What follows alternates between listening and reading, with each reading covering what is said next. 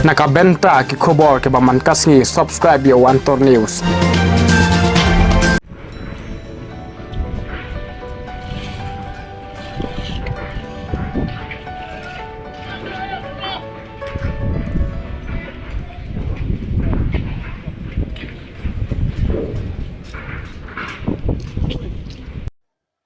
Kublai pi baro kini kilongki khubor bam tagasni.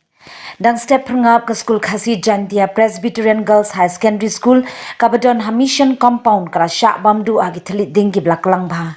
Hagani ke jingjia ki babun ki benta jongani ke school kila kela depai bar ki babun ki kamra school kila julor lun. Karkum ki jingtip ki belayo lum la yathu baha kapor komba arbaji men step kladon ka jingkem ding ban namar bakani ke school ke babun ki benta kadai de kading kumta kading kalapur stand. Hadu batho yagani ka khubor ompat la bantip na ka kadau jong ka jingplu bar ki bor pulit kidang pelong ya ka jing tokin ban lap ya kadau tinrai.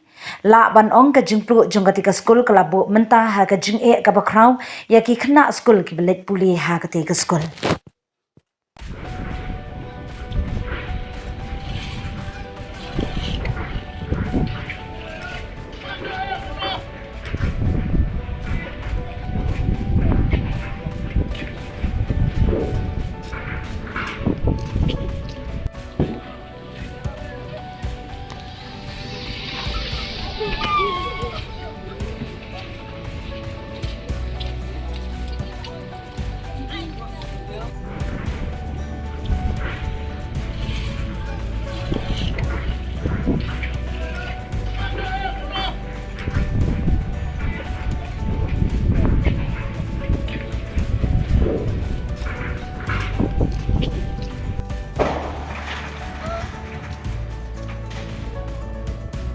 Aneh.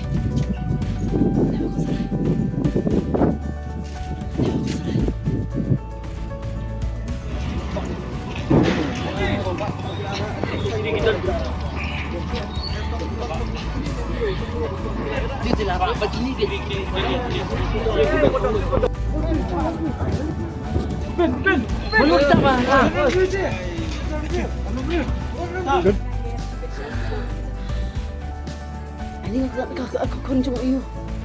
Aku kunjung iyo. Ani mau try susu. Ani kena hospital. Ani mau try.